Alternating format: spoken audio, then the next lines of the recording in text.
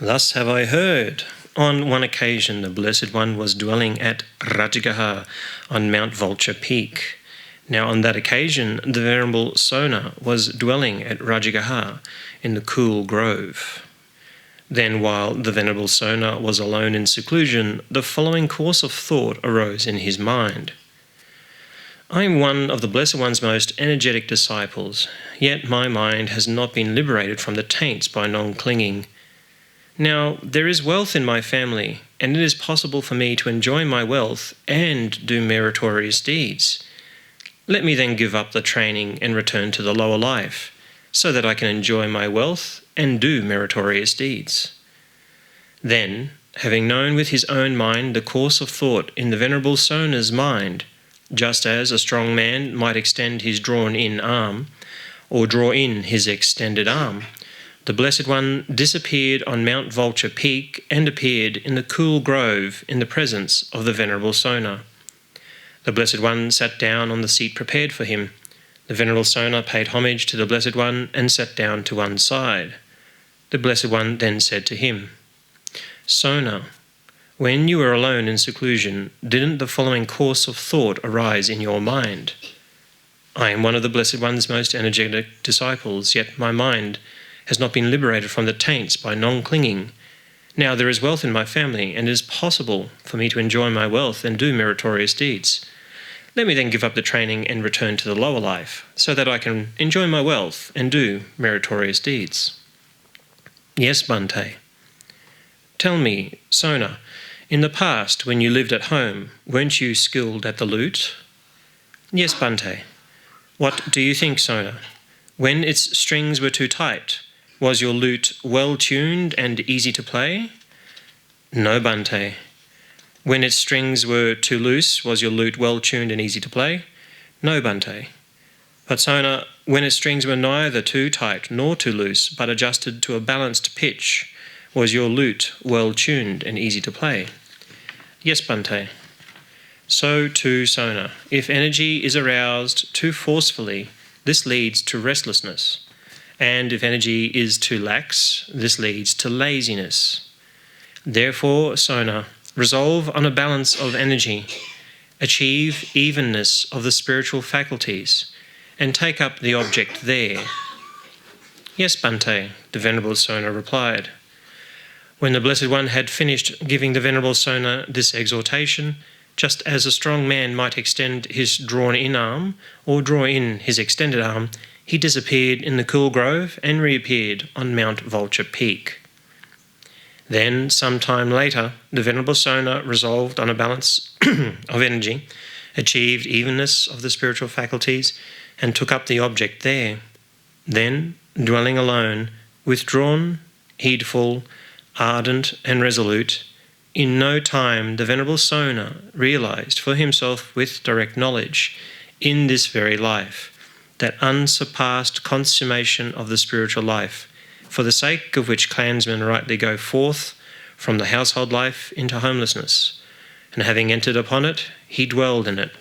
He directly knew, destroyed is birth, the spiritual life has been lived, and what had to be done has been done. There is no more coming back to any state of being. And the Venerable Sona became one of the Arahants. Having attained Arahantship, the Venerable Sona thought, let me go to the Blessed One and declare final knowledge in his presence. Then he approached the Blessed One, paid homage to him, sat down to one side and said, Bhante, when a bhikkhu is an Arahant, one whose taints are destroyed, who has lived the spiritual life, done what had to be done, laid down the burden, reached his own goal, utterly destroyed the fetters of existence, and become completely liberated through final knowledge, he is intent upon 6 things: on renunciation, on solitude, on non-affliction, on the destruction of craving, on the destruction of clinging, and on non-confusion. It may be, Bhante, that some Venerable One here thinks, could it be that this Venerable One is intent upon renunciation on account of mere faith? But it should not be seen in such a way. A bhikkhu with taints destroyed who has lived the spiritual life and done his task, does not see in himself anything further to be done or any need to increase what has been done. He is intent upon renunciation because he is devoid of lust through the destruction of lust, because he is devoid of hatred through the destruction of hatred, because he is devoid of delusion through the destruction of delusion. It may be that some venerable one here thinks, could it be that this venerable one is intent upon solitude because he is hankering after gain, honour and praise? But it should not be seen in such a way. A bhikkhu with taints destroyed, who has lived the spiritual life and done his task, does not see in himself anything further to be done or any need to increase what has been done. He is intent upon solitude because he is devoid of lust through the destruction of lust, because he is devoid of hatred through the destruction of hatred, because he is devoid of delusion through the destruction of delusion. It may be that some venerable one here thinks, could it be that this venerable one is intent upon non-affliction because he has fallen back on the wrong grasp of behaviour and observances as the essence? But it should not be seen in such a way. A bhikkhu with taints destroyed, who has lived the spiritual life and done his task, does not see in himself anything further to be done or any need to increase what has been done. He is intent upon non-affliction because he is devoid of lust through the destruction of lust, because he is devoid of hatred through the destruction of hatred, because he is devoid of delusion through the destruction of delusion. He is intent upon the destruction of craving, because he is devoid of lust through the destruction of lust, because he is devoid of hatred through the destruction of hatred, because he is devoid of delusion through the destruction of delusion. He is intent upon the destruction of clinging, because he is devoid of lust through the destruction of lust, destruction of hatred, destruction of delusion. He is intent upon non-confusion, because he is devoid of lust through the destruction of lust, through the destruction of hatred, through the destruction of delusion. Bhante, when a bhikkhu is thus perfectly liberated in mind, even if powerful forms cognizable by the eye come into range of the eye, they do not obsess his mind. His mind is not at all affected. It remains steady, attained to the imperturbability, and he observes its vanishing.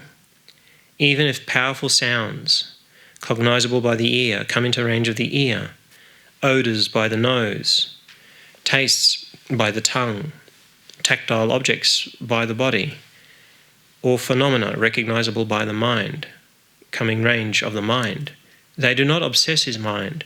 His mind is not at all affected. It remains steady, attained to imperturbability, and he observes its vanishing. Suppose, Bhante, there were a stone mountain with clefts, without clefts or fissures, one solid mass. If a violent rainstorm should come from the east, it could not make it quake, wobble, or tremble. If a violent rainstorm should come from the west, north, or south, it could not make it quake, wobble, or tremble. So too, when a bhikkhu is thus perfectly liberated in mind, even if powerful forms cognizable by the eye come into the range of the eye, even if powerful phenomena cognizable by the mind come into the range of the mind, they do not obsess his mind. His mind is not at all affected. It remains steady, attained to imperturbability, and he observes its vanishing.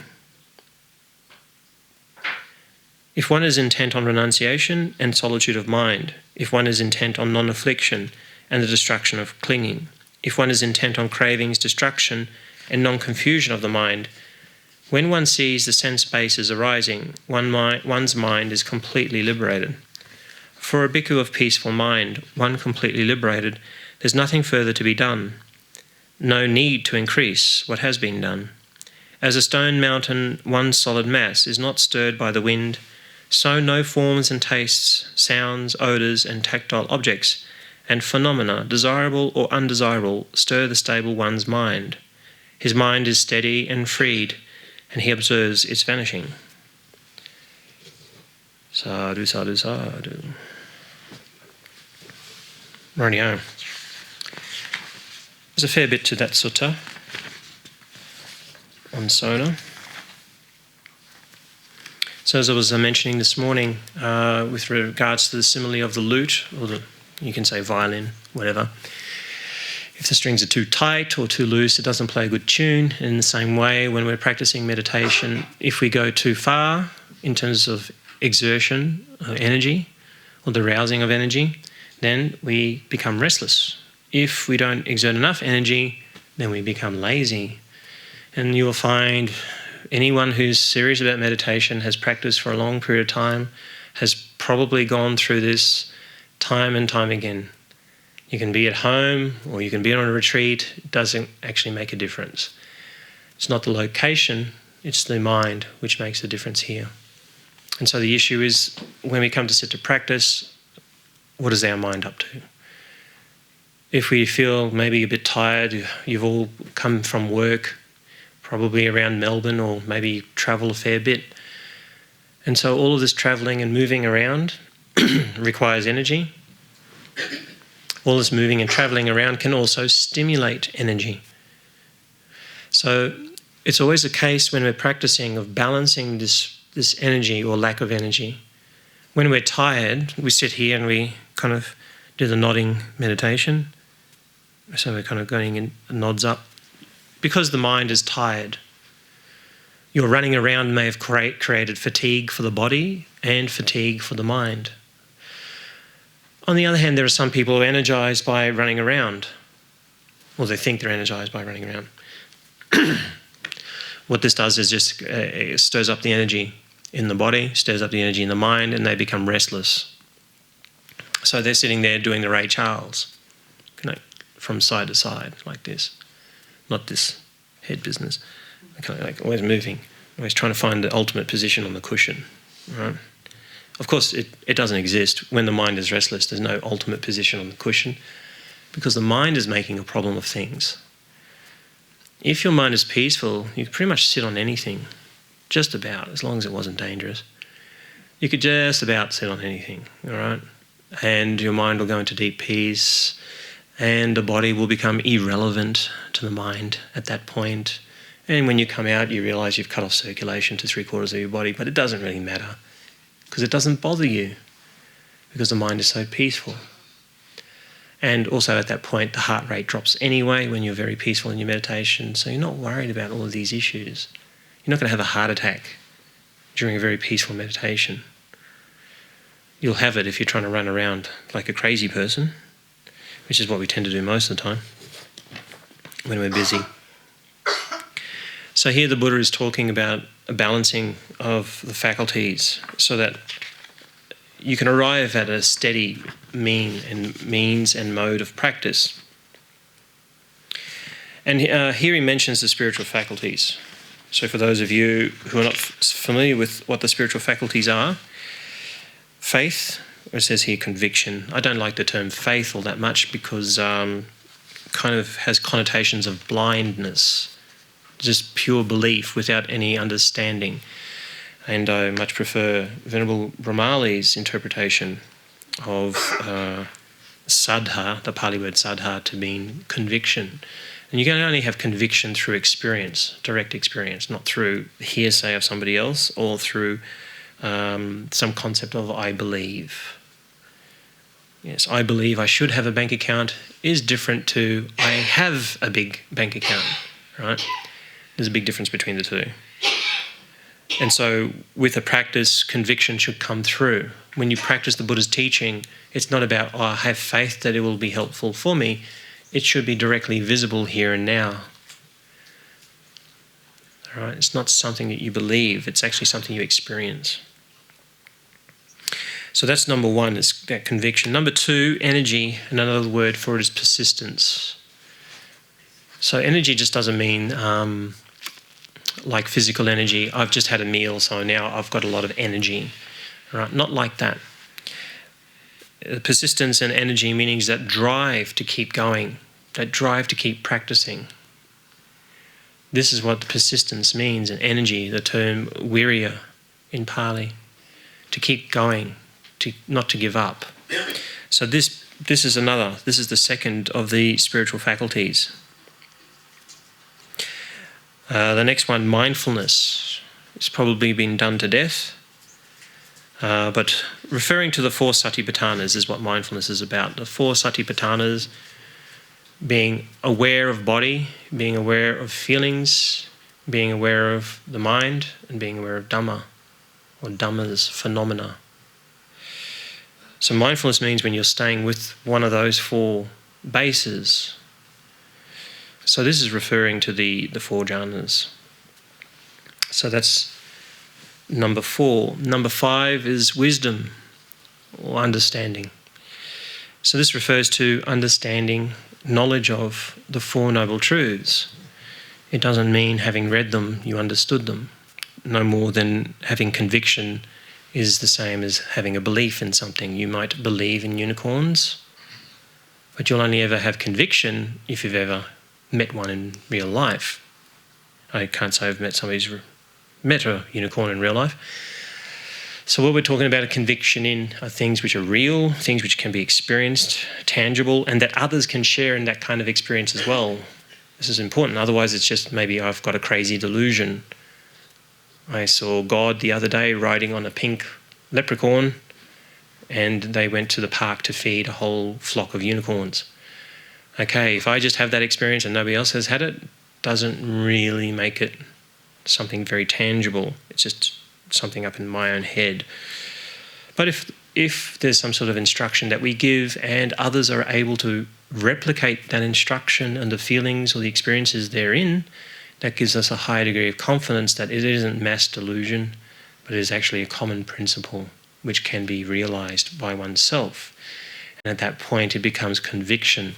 So the Buddha's teachings, the suttas, his talks on meditation, the outcomes of karma, these kinds of things can be experienced by anybody if undertaken and practiced according to those instructions.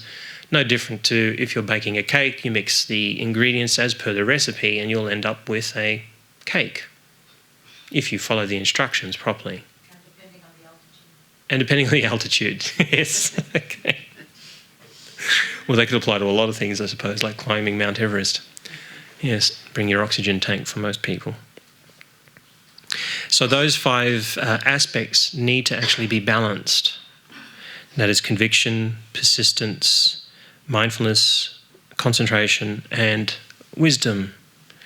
And wisdom amongst all of these, the Buddha says, is the chief. It's like if you had a kitchen, you got a whole bunch of chefs in a kitchen, but there's one chef who rules them all, and that's the master chef. The master chef is wisdom, all right? Master chef understands I'm lacking in energy. I need more energy. And wisdom informs that aspect of your practice. I need to increase the energy in my practice. I need to keep trying, not to give up, not to just sit in the corner and, dig things from underneath my toenails because I'm despondent. I haven't attained first jhana within the first 5 minutes of the retreat. Boo-hoo. So energy needs to be roused to keep trying. When I was over in Burma, and now I'm going all anecdotal, so I'm going away from the sutta right now. When I was over in Burma, I was on a retreat for 3 months. It was a silent retreat, so it was very nice. And there was one lady there, and I had a chat with her during the retreat. We have to edit that part out. We were walking. I was a layman at that time. I wasn't a monk. So I'm safe on that aspect. We keep that part in. We're doing our walking meditation up this top paddock or whatever in the retreat centre.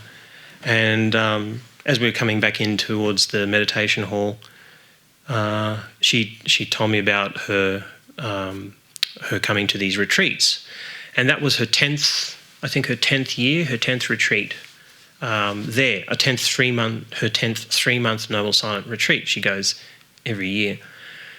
And she said it was only that year that she ever had any experience of this thing called nimitta, the light in the mind, so to speak, which is the basis for jhana practice. So she said, I come every year and nothing, because the particular teacher on this retreat is always hamming up. it was a nun, she's always hamming up the importance of nimittas.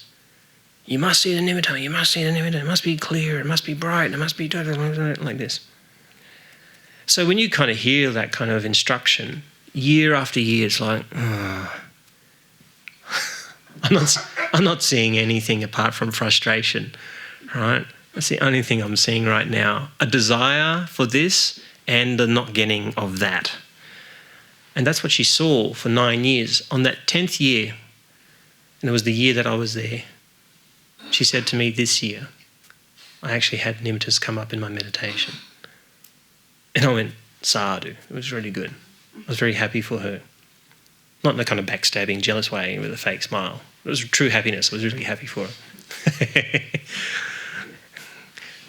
And I think that's real practice. It's not these people you hear about, I got into jhana on my second retreat and, it was like 3 weeks of practice and I went into jhana. Although a lot of those stories I find quite dubious anyway.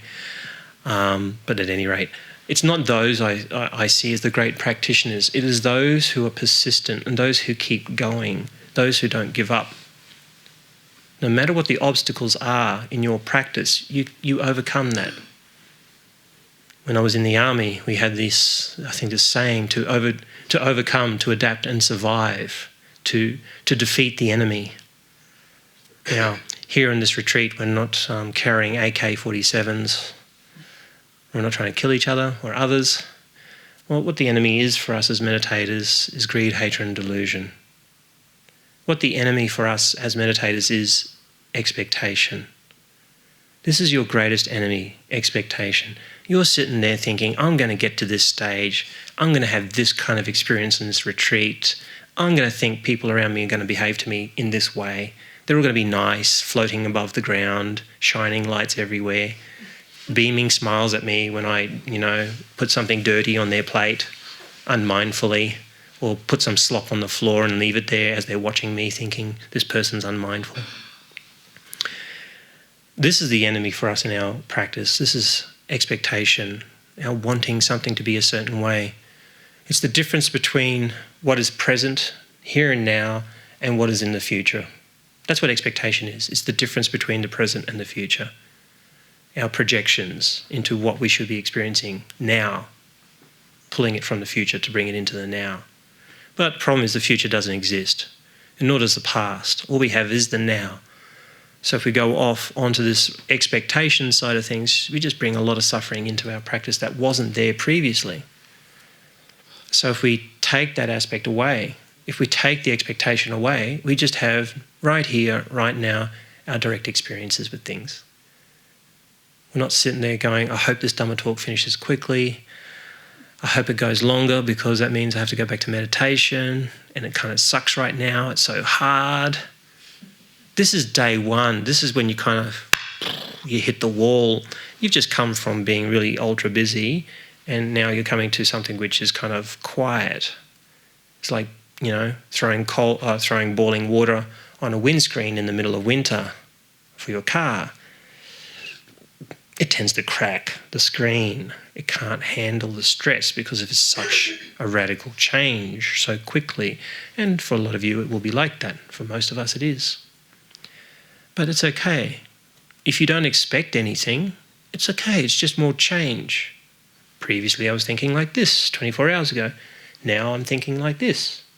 It's changed. It's different. It's okay. It's the nature of impermanence. And the more we make peace with impermanence, the easier things become for us. We don't have this big battle. We don't have this big struggle anymore. And it's that struggle which drains our energy. If you're thinking, why am I tired? After a few days into a retreat, why am I tired? It's because you're fighting. You're fighting with how things actually are in the present moment. You're not allowing change to come into your life. So allow that change to come through. Don't resist it. You see these changing feelings that you have, that's natural. It comes and goes. The things that you see, the things that you hear, the things that you taste, the things that you touch, the things that you think about, all of these things are movable, like illusions. They keep shifting. Here today, gone tomorrow. Here this minute, gone the next. Here in this very second, disappearing in the next. sometimes persisting for a long time. Oh, it's so painful. Oh, my knees, it's so painful. Oh, my painful knees. And as long as you keep thinking about it, yeah, it'll be painful. It'll be worse, actually. It's twice as worse because you're adding the mental affliction to the physical affliction. If it was just the physical affliction, well, it wasn't here an hour ago, so it'll move away eventually. It can't be there forever. Nothing stays the same forever, especially not with your body. It's one of the most inconsistent things there is out there. It keeps changing. You get this illusion it's all together and it's all one piece, but no. I could go get a gallbladder operation, hopefully within the next 3 months. When they say operation, just rip it out. It's like spare parts. I've had my tonsils removed, my appendix removed, and now the gallbladder. I said, take the lungs. I don't need the silly things anyway. Take them out. I can't get lung cancer then, can I? Think of the benefits, right? The more they take out, the less that can go wrong. Well, to a degree. You take the heart out, I might have some trouble. 1 minute worth of fun, maybe suffering. But at any rate, the difference between good meditators and poor meditators is the ability to balance these faculties, to understand, to balance your practice.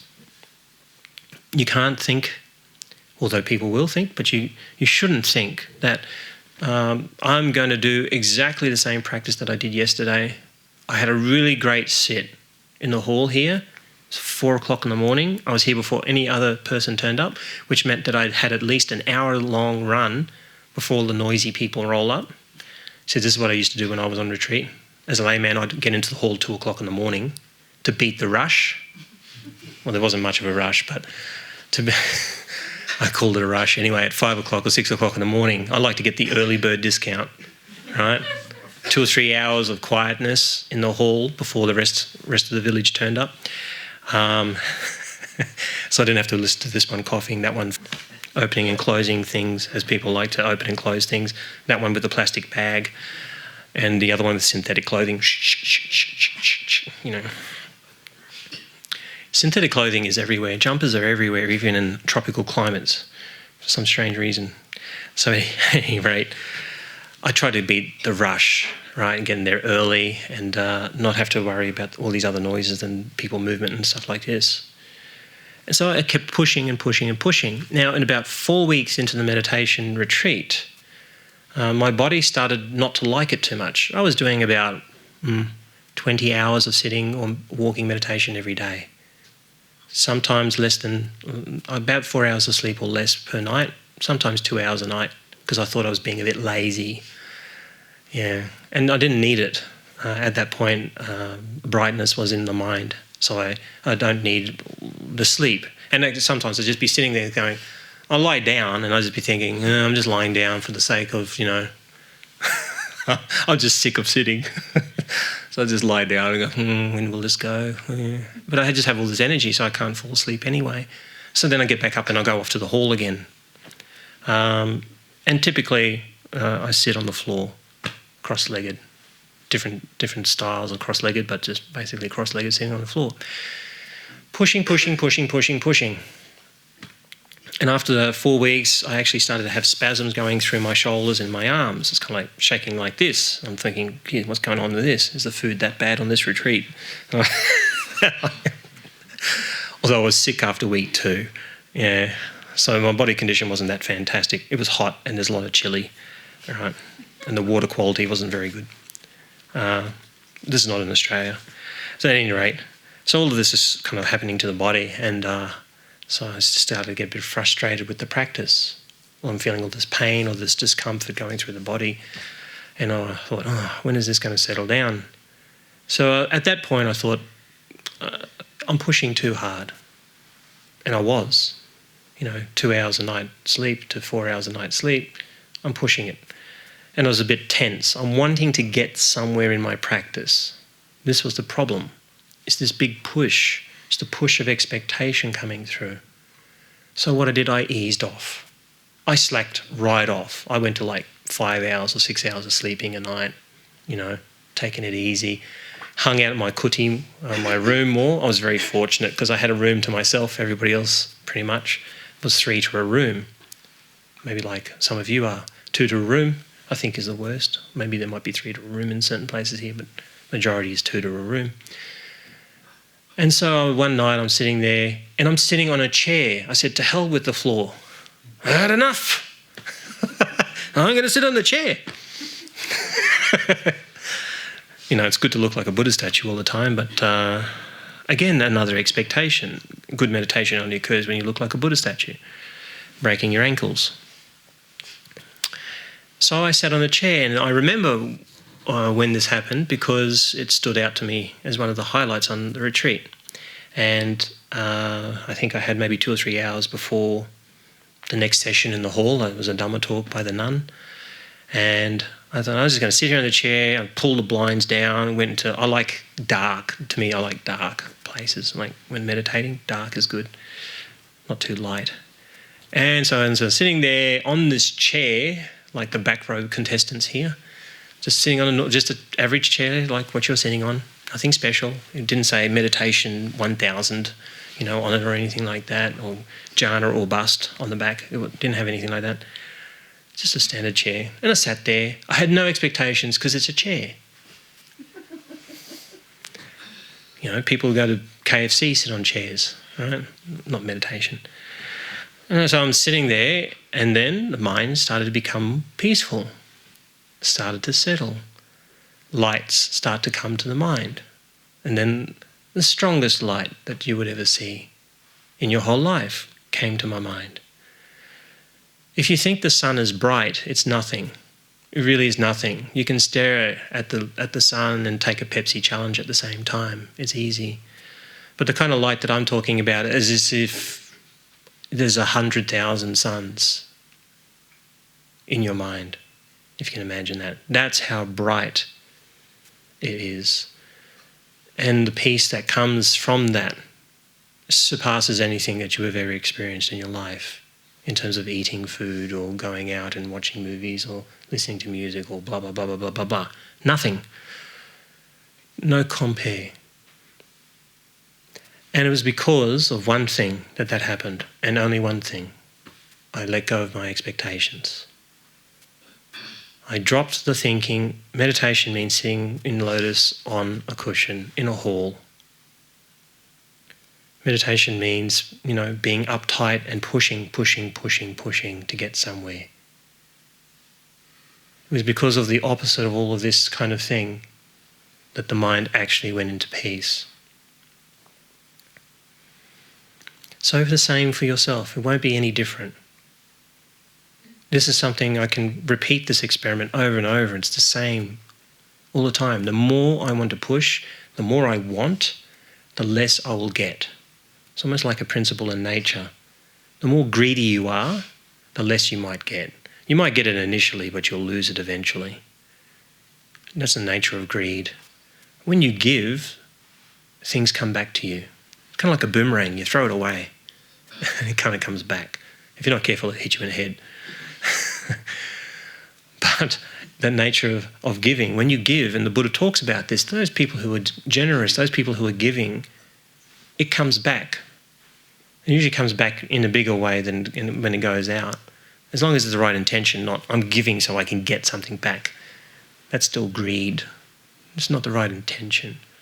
So when you're giving, you give to your practice. And what are you giving? Freedom from expectation. Give yourself freedom from expectations. When you come here, don't expect anything. Don't expect anything from the environment. I want it to be this hot, not that hot. I want it to be this cold, not that cold. My bed is too cold. My bed is too hot. My bed is too soft. My bed is too hard. That person's not kind. This person is too angry. I'm not happy. They should be happy. You drop all of that. Just come in and I don't expect anything from this monk. If that's the attitude that you have, you'll do the best. If you expect me to help you in some way, shape or form, or to make your practice better somehow, that's just delusion. That's not how it works. Better to drop it. And then there's something as you're sitting there, you're listening to some sort of talk, and then there might be just one fragment of that whole talk which sticks and helps you in your practice. then that's great. But if you expect, you're hanging there with expectation, I want him to talk about this. He's got to talk about that. I'm not interested in this. I'm not interested in that. And the fault-finding mind comes up. And when that fault-finding mind comes up, it pulls your practice apart as well. Why can't I sit for 2 hours straight? Why can't I sit for an hour straight? Why can't I sit for half an hour without fidgeting around like this, rocking around? These are all expectations. Expectation is based on desire. The desire for changing the present moment to something other than what it actually is. Whereas if you just accept the present, this is what's happening right now. And it's fine. It doesn't have to be any other way. It's okay. If you go this way, you cruise through. You'll cruise through these next 5 days. You'll think nothing of it. Just think, wow, that went quick. For those of you who are thinking right now, oh, geez, I've got another 5 days of this. You're already in expectation mode. Things aren't going the way you want it. It's kind of like, well, life is like that, isn't it? Things sometimes just don't go the way you want. Actually, more often than not, it doesn't. I'm going to be a nuclear scientist when I get it. Well, and I'm ending up, driving taxis. Who knows? Things keep changing. Life takes unexpected turns. If anything to expect, it should be the unexpected. You should expect change. Then at least you're in line with the Buddha's teaching of impermanence. Expect change. Maybe I should get T-shirts. Expect change. Just take a look at it and put it in reverse. Every time you look in the mirror, you can see expect change.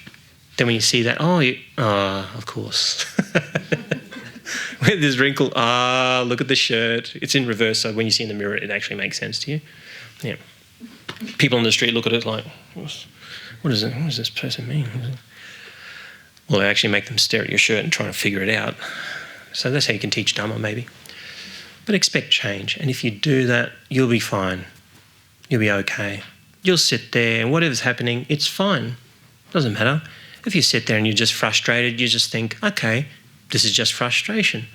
Where does this frustration come from? Expectation. I want some whiz-bang fireworks to happen in my mind. I want to get enlightened right now. Some flash of insight comes through.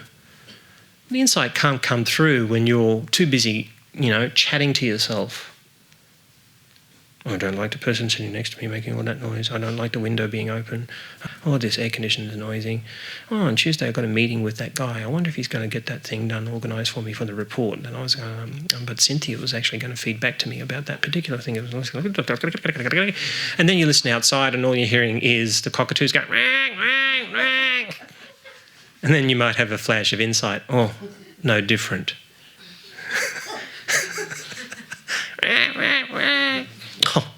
Where was I? Okay, that's right. Melbourne Cup retreat weekend's coming up, and then I'm going to do... It's all the same. You're just like the cockatoos bantering outside. It's cockatoo, animal talk, going through your mind.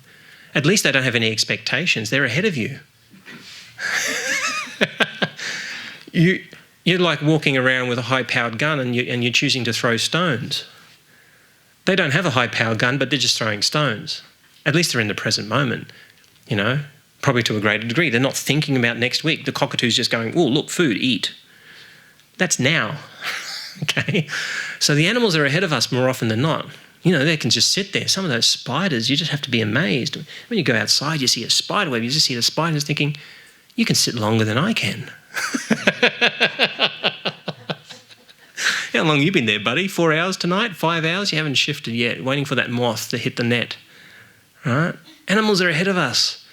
More often than not, when it comes to sitting, they're there. Of course, they may not have the other spiritual faculties there. The wisdom faculty, no, not very strong for poor old animals. Neither is the jhana factor going to happen for them either. Right? But they have mindfulness, yes. If they want to eat, they need to be mindful. They're not going to catch anything if they're not. They'll have energy and persistence, and they have conviction. They know if they set the web up properly, they'll catch something, then they'll have something to eat. Not through faith, maybe something will land. No, through conviction and experience. So animals have some of these faculties, but the things that they don't have is the concentration and the wisdom.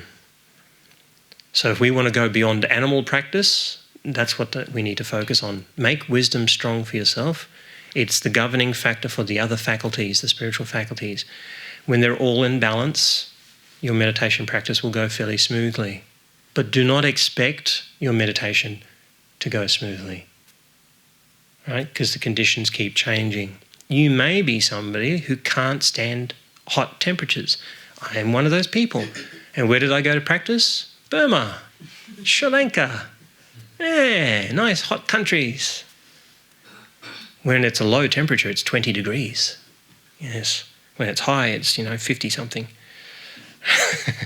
So you start melting.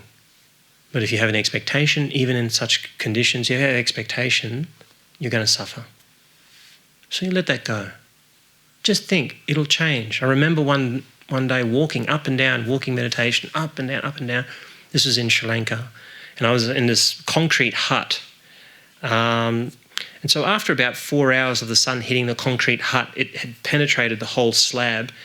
And inside, it was like an oven. It was just all this heat radiating from the concrete above. I was baking slowly. I was sitting there for a little while, then I heard, ding! Eggs were done. And I was done too. We're not allowed to cook. I didn't have any eggs, but just for an illustration. So I went outside. I was frustrated. I'm sweating and it's so hot in there. And of course, at night time, it's still pumping heat out for another 4 or 5 hours. It's great. Microwave till 10 o'clock at night if you stay in the hut. So if you're outside, you get bitten by the hohoputu. If I pronounce that correctly, it's like a little sandfly. It's just small enough to get through mosquito nets. Yeah. Right. Have I pronounced it correctly? Yes. Okay, great. The Sri Lankans are going, what the hell is he talking about? I just think he just said mailboxes. He was attacked by mailboxes. So anyway, I was sick of getting baked, so then I went outside, and then the hohoputu had a piece of the action, and the mosquitoes as well. Because if you're practicing compassion, you should give to all beings. And they all had a slice of the action, blood here and there, little blood donations. But at that point, I thought, okay, I can't do too much about that, so I just have to give. And I said, may they be happy, may they live another night with this blood donation. All right, trying to take away the mental dart, the mental suffering. Still had the physical suffering, not much I can do about that. And I'm walking up and down and I started kind of feeling miserable for myself, getting a bit depressed. Just thinking, what am I doing in this other country? I'm not born here. I'm not used to these kind of little biting insects here and strange food and chili and all this kind of, what am I doing? I'm going crazy. I must be crazy. But then another thought comes, because then the Dhamma side actually kicked in at that point. And is it appropriate to be thinking like this about things which keep changing? Things keep changing. Did you feel, and it's kind of like this internal voice, I don't think I was going mad. This internal voice, was this feeling here at the beginning of the day? No. Was it here like an hour ago? No. Well, is it not likely to go away just as it was not there before and it's here now? Won't it also return to not being here again? Yes. And at that point, my mood had lifted. It's the power of Dhamma. It does this. It shifts things, hopefully in a good way. It should shift it in a good way if it's Dhamma, not a bad way. Letting go of expectation. Letting go of what you think you should be doing at that point in time, or what should be happening at that point in time. I didn't come to Sri Lanka for that experience. I didn't go for Burma for this experience, blah, blah, blah, blah. If you go with your mind like an open slate that's clean, then something can be left on it. Something can be written down. You can take something away. If you go with a mind full of junk, it's full, there's nothing. There's nothing you can do. You're not going to take anything away. It's like the old Zen story of a Zen master pouring the tea into a cup, and the cup of tea keeps pouring, and there's a student there, keeps pouring, and then starts overflowing, and the student's going, oh, no, you should stop. And the teacher's saying, this is just like your mind. It's hard to put anything in when it's already full. Right? In other words, it's hard to learn when you think you know everything about the practice. So let it go.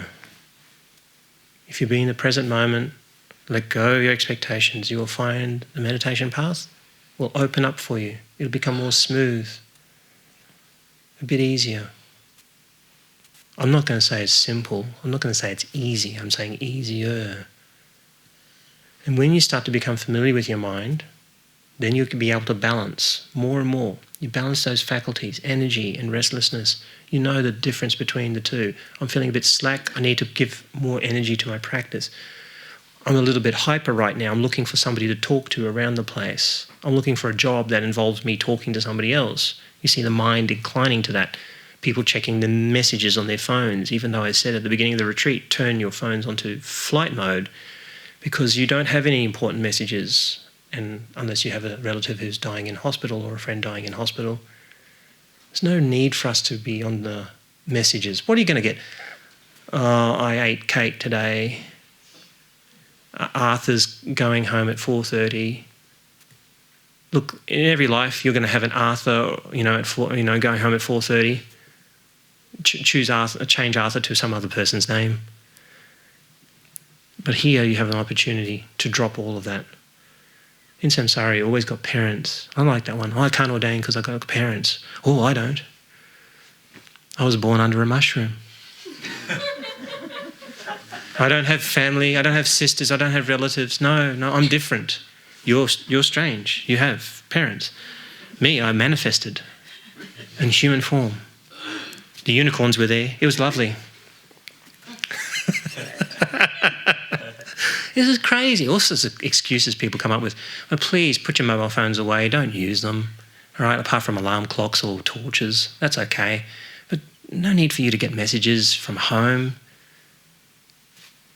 If you're going to be filled up with all this garbage. Here we're trying to empty the bin and then you're just getting another bin and just dumping more rubbish into it.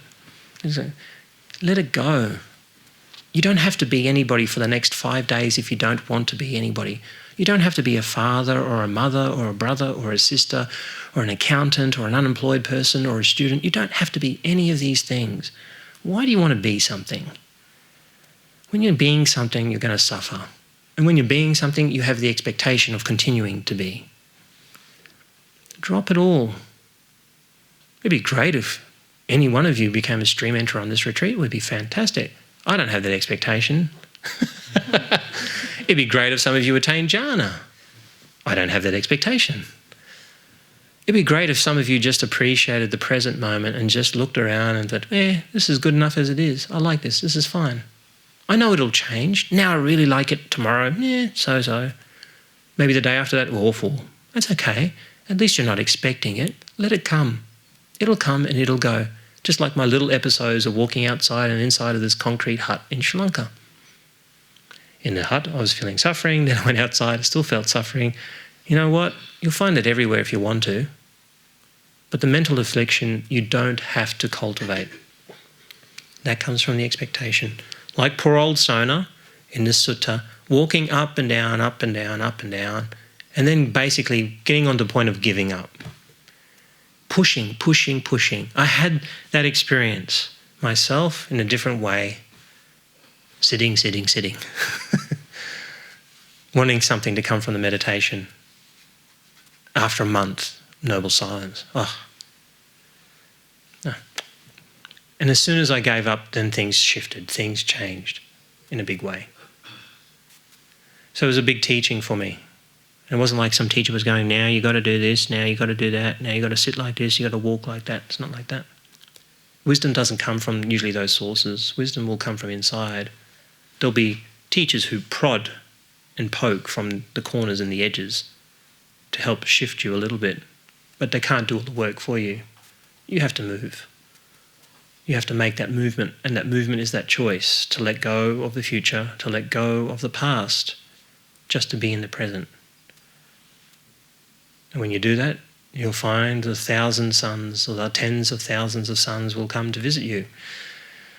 Your mind will become radiant, malleable, wieldy, imperturbable, and then all of these qualities that the Buddha talks about will manifest for you.